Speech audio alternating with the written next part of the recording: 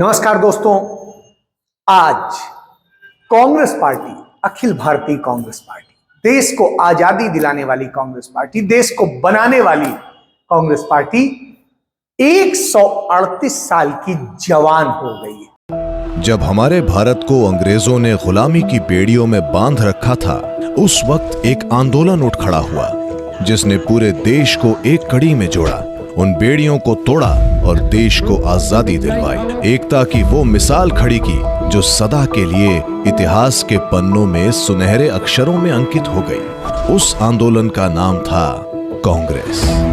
आजादी के बाद सदियों की मार और अत्याचार से टूटे बिखरे देश को जोड़ने का मुश्किल काम किया।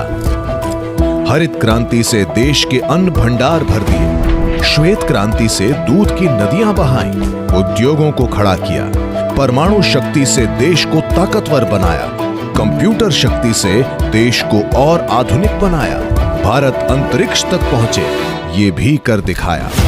असल में भारतीय राष्ट्रीय कांग्रेस की कहानी तो आजादी से अरसों पुरानी है। ये भारत के लोगों की आवाज है, मृदुल मगर सशक्त। ये देश की हिम्मत, संकल्प और आत्मविश्वास का साक्षात स्वरूप है।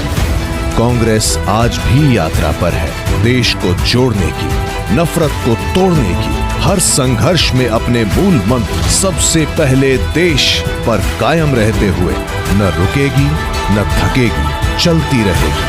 भारत जो कांग्रेस पार्टी की यह जवानी का जश्न 10 अकबर रोड यानी कांग्रेस पार्टी के ऑल इंडिया कांग्रेस पार्टी के मुख्यालय पर मनाया गया। इस मौके पर कांग्रेस पार्टी में एक इतिहास भी रचा गया।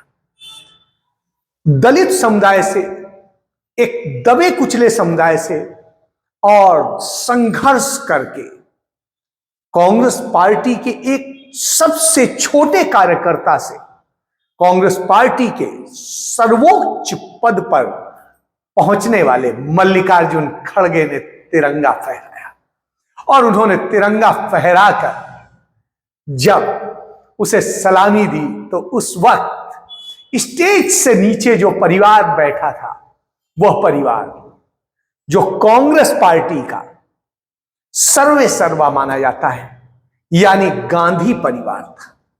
और गांधी परिवार खुशी के साथ उस सलामी में हिस्सा ले रहा था।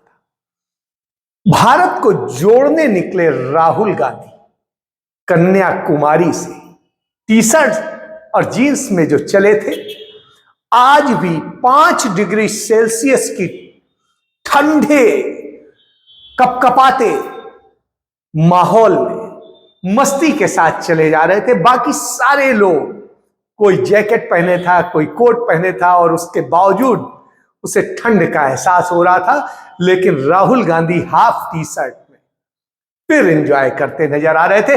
तमाम सारे पत्रकारों ने उनसे पूछा कि आपको ठंड नहीं लगती है? राहुल गांधी ने फिर वही जवाब दिया जो बार बार देते आ रहे थे और बड़े उल्लास के साथ कांग्रेस पार्टी के जन्मदिन को मनाया गया। वह दिन याद करिए, 28 दिसंबर 1885, कहां पर? मुंबई की एक सराय में, धर्मशाला जिसे कह सकते हैं, उसमें कांग्रेस पार्टी की स्थापना की गई थी।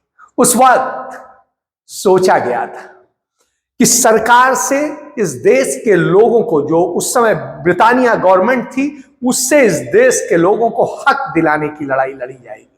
और फिर जब मोतीलाल नेहरू जी इसके अध्यक्ष बने तो फैसला लिया गया कि अब हम स्वराज की बात करेंगे और उन्होंने स्वराज का ड्राफ्ट तैयार किया, संविधान का एक ड्राफ्ट तैयार किया और स्वशासन प्रणाली लागू हुई। लेकिन उसके पहले ही उनके बेटे ने जब चुनाव जीतकर अपने पिता से अध्यक्ष पद लिया तो यह भी कांग्रेस पार्टी का एक इतिहास था कि पंडित जवाहरलाल नेहरू जब लाहौर में 1929 में अध्यक्ष बने तो अध्यक्ष बनते ही उन्होंने फैसला लिया, स्वराज नहीं, पूर्ण स्वराज चाहिए।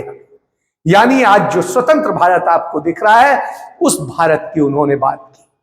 और उन्होंने कहा यह हिंदू, मुस्लिम, सिख, ईसाई के नाम पे नहीं, ये सिर्फ एक भारत होगा जिसमें सब होंगे, कोई भी उसमें पक्षपात नहीं होगा। और यही वजह थी कि जिस दिन पंडित नेहरू ने इस देश के प्रधानमंत्री का पद संभाला, उस दिन उन्होंने अपनी सारी पुश्तैनी संपत्ति इस देश को दान दे दी, जो उस दौर में इतनी बड़ी रकम होती है कि आज के टाटा बिरला उसके आगे फेल, अंबानी फेल। इतनी दौलत थी, इतनी संपत्ति थी। और उसके बाद उन्होंने अपनी बेटी, इकलौती बेटी इंदिरा गांधी को कोई पद नहीं दिया। इंदिरा गांधी जो कि खुद स्वतंत्रता संग्राम सेनानी थी, बाल संग्राम सेनानी थी, वो जब पंडित नेहरू से ट्रेनिंग ले रही थी, उस दौरान वो अध्यक्ष पद पर चुनाव जीती और अध्यक्ष बनी कांग्रेस पार्टी की 1959। और उसके बाद में जब नेहरू जी का निधन हुआ तो उन्हें प्रधानमंत्री पद ऑफर किया गया, उन्होंने मना कर दिया। और उनके मना करने के बाद लाल बहादुर शास्त्री इस देश के प्रधानमंत्री बने। और लाल बहादुर शास्त्री ने एक शर्त रखी, मैं तभी प्रधानमंत्री बनूंगा जब आप हमारी मंत्रिमंडल में शामिल होंगी। और श्रीमती गांधी पहली बार मंत्री बनी। और उसके बाद तो उन्होंने जो किया वो पूरा देश, दुनिया सब कोई जानता है। इतिहास रचा, विश्व का भूगोल बदला और इस देश के लिए, शांति के लिए, अमन चैन के लिए शहीद हो गए। उनके बेटे राजीव गांधी ने भी वही राह अपनाई। उन्होंने युवाओं को जगह दी, संचार क्रांति की। और आज जिसके बूते हमारे पास कंप्यूटर, मोबाइल सब कुछ है, वो राजीव गांधी की देन है और सैम पेत्रोदा की देन है, जो उनके दोस्त थे और इस पूरे प्रोजेक्ट को हेड कर रहे थे। और उसके बाद में राजीव गांधी भी शांति स्थापित करते करते बम से उड़ा दिए गए। कोयंबटूर में यह घटना होती है और राजीव जी इस दुनिया से चले जाते हैं। पेरम्बदूर की इस घटना को हम सब याद करते हैं। उसके बाद गांधी परिवार ने फिर एक बार, सोनिया गांधी ने प्रधानमंत्री पद को ठुकराया और नरसिम्हा राव देश के प्रधानमंत्री बने। उसके बाद में उस परिवार के दूरी के कारण कांग्रेस पार्टी बिखरने लगी। अंत में फिर गांधी परिवार को संभालने के लिए आना पड़ा। सोनिया जी जब आई तब भारतीय जनता पार्टी का सबसे बड़ा चेहरा देश का प्रधानमंत्री था। स्थिति यह थी कि उसको कौन हराएगा। लेकिन श्रीमती गांधी के नेतृत्व में 2004 में अटल बिहारी वाजपेयी की सरकार हट गई और फिर उसके बाद में श्रीमती गांधी को प्रधानमंत्री का पद मिला, उन्होंने ठुकरा दिया। उसके बाद में 2009 का चुनाव राहुल गांधी के यूथ प्रोजेक्ट पे लड़ा गया और कांग्रेस पार्टी और मजबूत होकर निकली और आगे बढ़ी। और उसके बाद में फिर से उन्हें प्रधानमंत्री पद ऑफर किया गया, उन्होंने मना कर दिया। उसके बाद में राहुल गांधी को प्रधानमंत्री बनाने की मांग उठी और मनमोहन सिंह ने सार्वजनिक मंच पे कहा कि राहुल जी प्रधानमंत्री बने, हम पद छोड़ने को तैयार हैं। लेकिन राहुल गांधी ने कहा नहीं, न मैं प्रधानमंत्री बनूंगा न मंत्री बनूंगा, मैं काम करूंगा, देश के लिए काम करूंगा, न शादी करूंगा। और आज तक वो अपनी बात पे कायम और वो लड़ रहे हैं। अब वो देश को जोड़ रहे हैं, हम सबको जोड़ रहे हैं। नफरत और डर से बचाना चाहते हैं, आर्थिक विषमताओं से बचाना चाहते हैं, बेरोजगारी और भुखमरी से बचाना चाहते हैं, तो वो लड़ रहे हैं और गांधी की राह पे लड़ रहे हैं। जैसे गांधी ने, महात्मा गांधी ने कपड़े उतार दिए थे और एक आधी धोती लपेटी थी और कहा था जब तक देश के हर व्यक्ति के तन में कपड़ा ना हो, मुझे कपड़े पहनने का हक नहीं। उसी तरीके से आज राहुल गांधी कहते हैं जब देश का किसान, मजदूर सब ठंड में सिकुड़ रहा हो तो फिर मैं कैसे सुविधाओं को भोग सकता हूं। मैं भी उसी अंदाज में रहूंगा। उस ठंड का, गर्मी का, बारिश का जो है पूरी तरीके से अनुभव करूंगा, और कर रहे हैं। हमने देखा है 160 दिन में। तो आप समझिए कि उनको, उनमें जो एक बदलाव है वो सचमुच तपस्वी का बदलाव है। और आज इसी कारण कांग्रेस पार्टी 138 साल की होके भी जवान हो गई है। आप भी देखिए कि कैसे आज यह महान दिवस मनाया गया और क्या कांग्रेस पार्टी का इतिहास है।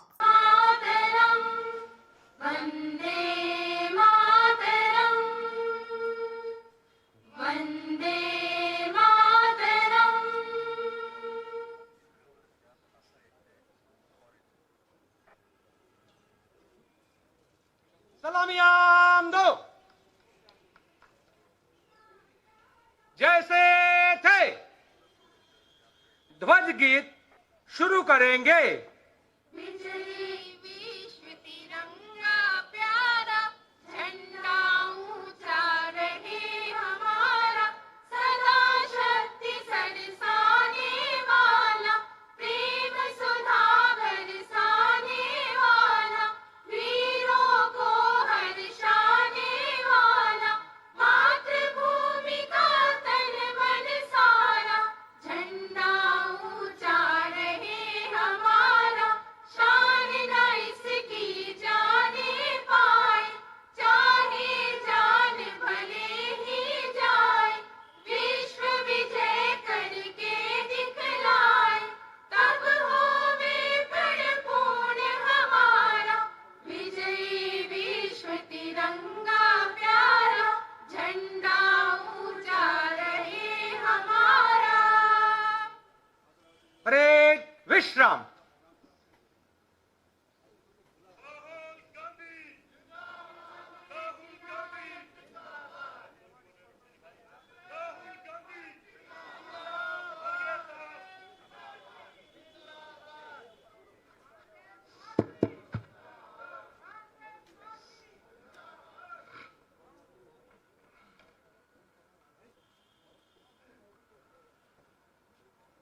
श्रीमती सोनिया गांधी जी,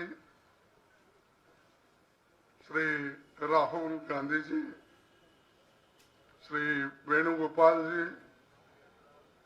श्री पवन बंसाल जी, स्टीयरिंग कमेटी के हमारे सदस्यगण, वरिष्ठ नेता, सांसद, सेवा दल के हमारे साथी, कांग्रेस के समस्त कार्यकर्ता और मेरे मीडिया के बंधु, कांग्रेस पार्टी के 1 से 48वें स्थापना दिवस की मैं आपको बहुत बहुत बधाई देता हूं।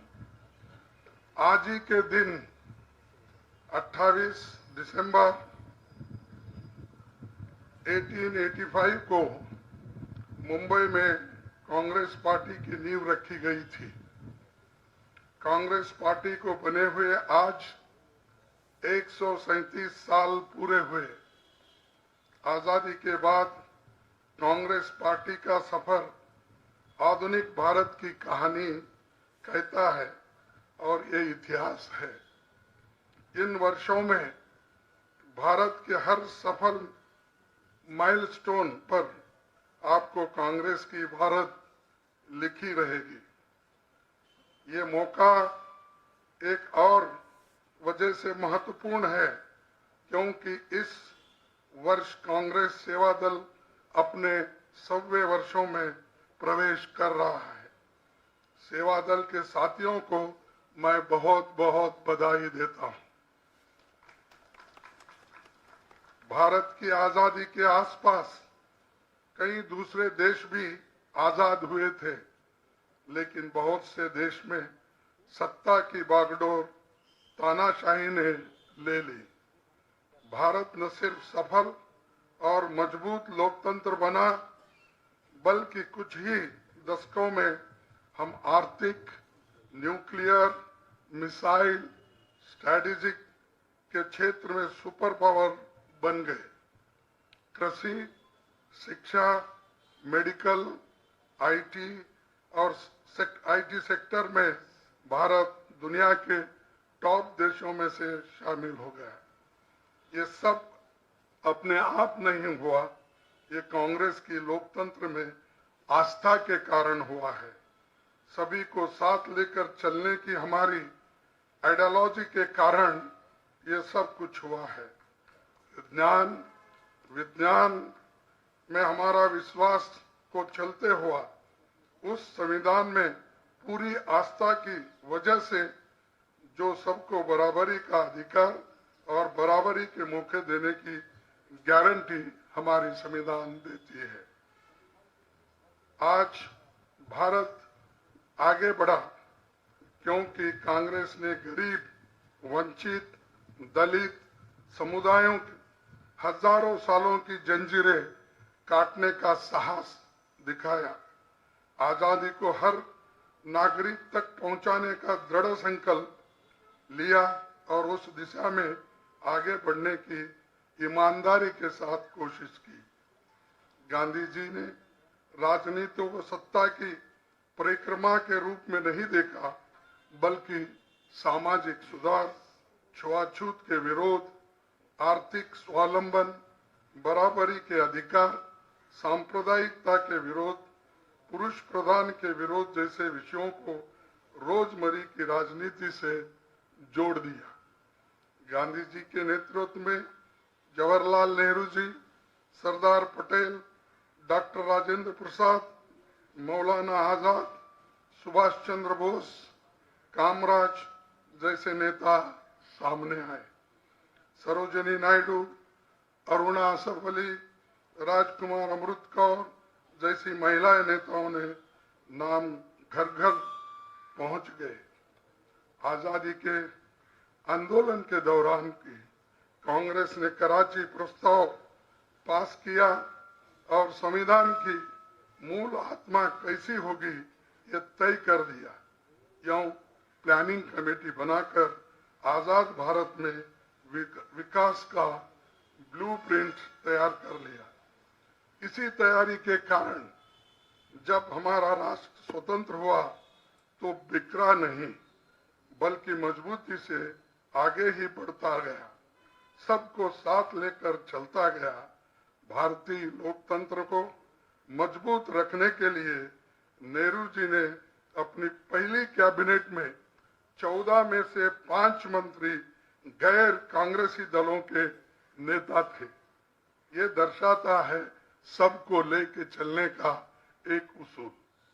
भारत की सीमाओं की रक्षा, भारत के सामाजिक ताने बाने की रक्षा, सभी नागरिकों के अधिकारों की रक्षा, जनता के लिए शिक्षा, रोजगार और रक्षा और देश में वैज्ञानिक सोच की रक्षा, यही कांग्रेस का संकल्प है।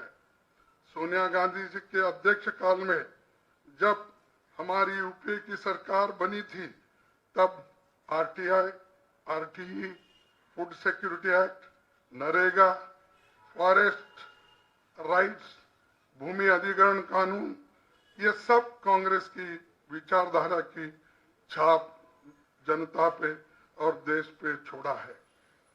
भारत की मूल भावना पर लगातार प्रहार हो रहा है।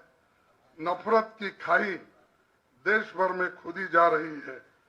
लोग महंगाई, बेरोजगारी से त्रस्त है, लेकिन सरकार को इसके बारे में कोई चिंता नहीं है। हमें कांग्रेस पार्टी को इंक्लूसिवनेस बनाने के लिए युवाओं और महिलाओं को, वंचित तबकों को, बुद्धिजीवियों को जोड़ना होगा एवं महंगाई, बेरोजगारी और नफरत के खिलाफ लड़ने के लिए अपने साथ लेकर चलना होगा। राहुल गांधी जी की भारत जोड़ो यात्रा में इसकी शुरुआत हो चुकी है। देश भर में फैल हमारे करोड़ों कार्यकर्ताओं को एक बार फिर से संजीवनी मिली है। यात्रा ने दिखा दिया है कि कांग्रेस की विचारधारा को देश में जबरदस्त समर्थन मिल रहा है और इससे आज हमारे विरोधियों को घबराहट पैदा हुई है। हम भारत के बेहतर भविष्य के लिए देशवासियों को इस संघर्ष में शामिल होने की विनती करते हैं, अपील करते हैं कि वे सब लोग इस यात्रा में जुड़े। उन्हीं के उम्मीदों पर खरा उतरने के लिए हम तैयार हैं। ये भरोसा हम देश को देना चाहते हैं। कांग्रेस के स्थापना दिवस पर इसी संकल्प के साथ आप सबको बहुत बहुत बधाई देता हूं। जय हिंद, जय कांग्रेस।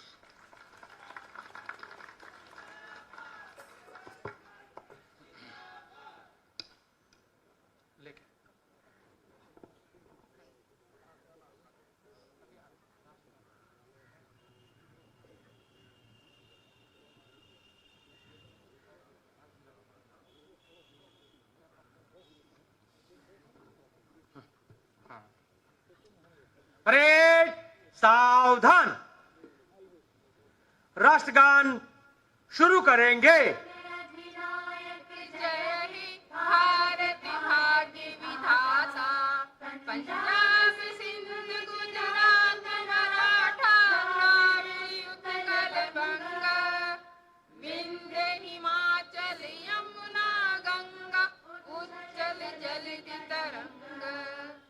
तब शुभ नामे जागे, तब शुभ आशीष मांगे, गाहे तब जय गाथा।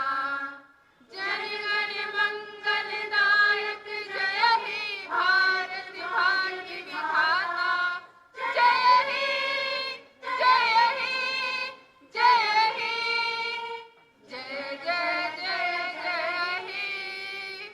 आजाद हिंद, जिंदाबाद, कौमी नारा, वंदे मातरम। विश्राम।